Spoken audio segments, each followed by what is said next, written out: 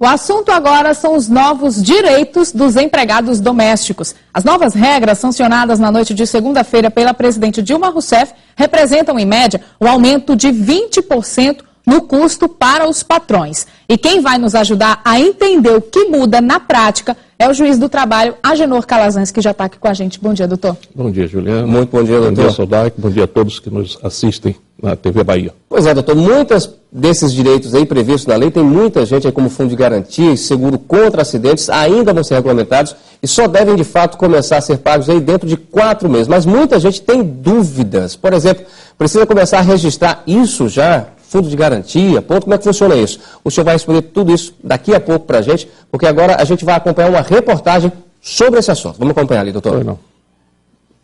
Mari trabalha como doméstica desde os 14 anos. Durante muito tempo, nem carteira assinada teve. Apesar da rotina difícil, ela gosta do que faz e desde que começou a trabalhar na casa de Joseane, as coisas melhoraram. Ela trabalha 8 horas por dia, tem horário de almoço e tudo isso é registrado nesse tablet, onde tem um aplicativo que funciona como cartão de ponto. Melhor. Você se sente assim mais protegida? Sim. Para Joseane, implementar este sistema de ponto facilitou as coisas. Aqui já tem um horário certo, né? Você não tem que ficar procurando um relógio para poder colocar, né? Para que a coisa fosse realmente certa durante o dia do que vai fazer, entendeu? Joseane se antecipou às novas regras para os trabalhadores domésticos, entre elas o seguro-desemprego, salário família, auxílios creche e pré-escola. A atividade entre 10 horas da noite e 5 da manhã gera adicional noturno. Os trabalhadores domésticos também passam a ter direito de receber o FGTS, Fundo de Garantia por Tempo de Serviço, indenização nos casos de demissão sem justa causa e seguro contra acidentes de trabalho, benefícios que representam para os patrões uma despesa equivalente a 20% do salário do funcionário em contribuições. Esses direitos devem ser regulamentados em até 120 dias. Nós convidamos este economista para vir aqui na casa da Josiane e calcular direitinho o quanto ela vai gastar a mais por mês. Primeiro, o economista calculou quanto uma empregada doméstica custa hoje. O salário mínimo, né? O salário de R$ 788, 13º salário e férias. Isso por ano dava aproximadamente R$ 11 mil por ano.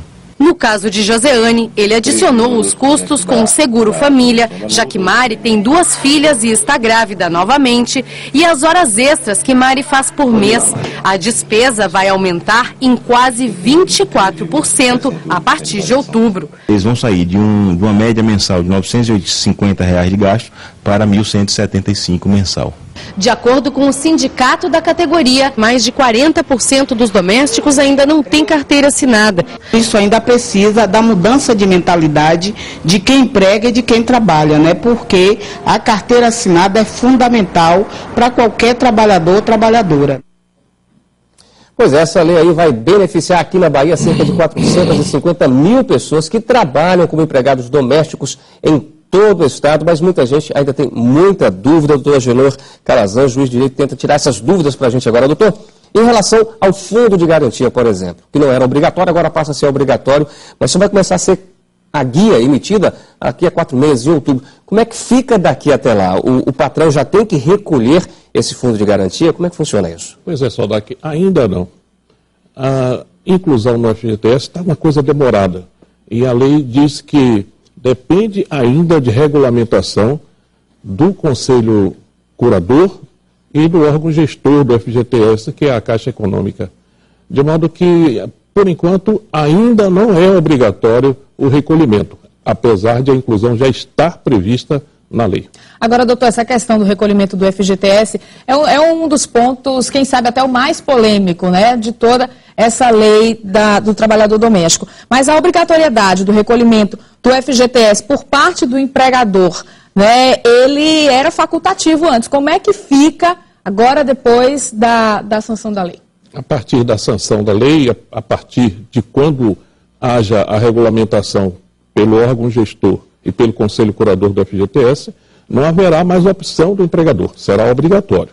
Como é que fica agora a questão da normatização dentro de casa ali, patrão empregado, em relação à jornada de trabalho, 8 horas diárias. Tem empregado aqui que diz que são 8 horas, incluindo aí a hora do almoço, a 1 hora do almoço. Então seriam 3 horas, 1 hora de parada do almoço e mais 4 horas de jornada. Como é que funciona isso? São 4 paradas de 1 hora e mais 4, ainda pode negociar, e principalmente hora extra. Como é que vai ser feito esse controle? Quem tem que fazer esse controle? Você tem razão, Sodak. Na verdade, o que a lei diz é que é obrigatório o registro da jornada, diferentemente do que acontece no emprego comum, onde o empregador só é obrigado quando tem mais de 10 empregados. Mas o emprego doméstico não. A lei diz que é obrigatório o registro, e o registro pode ser feito manuscrito, cartão, eletronicamente, de qualquer modo. E a jornada é de 8 horas, mas 8 horas de trabalho. São 4, intervalo de 1 e mais 4. Ou 3, intervalo de 1 e mais 5. Doutor, existe também a questão da obrigatoriedade do pagamento do seguro para acidentes, né? Em caso de acidente de trabalho. De qual o valor desse seguro e como é que vai funcionar esse pagamento para o empregado? Isso foi uma solução que o Congresso Nacional encontrou para, de algum modo, compensar o empregador. Na verdade, Juliana, você mencionou na apresentação um aumento de 20%. Não chega tanto, é de 12 para 20%. Então, o acréscimo, o empregador estará onerado a partir de agora em 8%, que corresponde ao FGTS. Porque os 12% que ele recolhia de previdência, houve uma redução para 8%. Então, ele recolhe 8% por conta dele, do próprio empregador, e 4% que se distribui para o seguro e ainda para garantir o percentual dos 40% da FGTS. E o pagamento desse seguro já está valendo? O pagamento do seguro ainda não, porque ele também vai depender da implantação do Simples Doméstico, e esse tem prazo. O Simples Doméstico tem prazo de 120 dias para ser implantado, mas de qualquer modo tudo dependerá ainda do regulamento que há de vir, determinado pelo Conselho Curador e pelo órgão gestor do FGTS. Doutor, como é que fica a situação, então, agora do empregado que, por um acaso, venha a ser demitido antes da emissão dessa guia, antes dessa regulamentação? Como é que fica a questão dele em relação ao fundo de garantia, a essa multa que o patrão agora é obrigado a pagar, e em relação a esse seguro, por exemplo? Sem se acidentar até a regulamentação. Certo. Se isso acontecer agora, digamos por esses dias, a dispensa de algum empregado, ele ainda não terá FGTS. Mas, Sodak, perceba, de qualquer modo, se houvesse, seria um valor pequeno, porque o FGTS seria obrigatório a partir de agora. Ele não tem efeito retroativo. Não é retroativo. Então seria devido a partir de agora. Mas mesmo agora, ainda não é obrigatório, porque depende dessa regulamentação. Então, para ficar bem explicado, doutor, para quem está assistindo, principalmente, né, as pessoas que se enquadram nesse perfil aí de trabalhador doméstico, o que é que já está valendo desde a sanção da lei? Ok.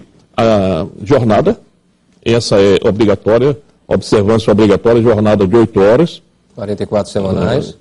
Com intervalo de 1 até 2 horas. Sendo que essa hora de intervalo do almoço pode ser negociada entre patrão e empregado, pode ser diminuído, se for acordado. Sim, Sorak. Pode ser acordado para reduzir até meia hora. Não pode ser acordado para aumentar de 2 para 3 horas, por exemplo. Então, o que a lei permite é uma redução para até meia hora. A jornada, então, é obrigatório. O intervalo entre jornadas, se porventura o trabalhador doméstico permanecer além do horário, há que guardar entre um dia e outro 11 horas de descanso. 11 horas de descanso.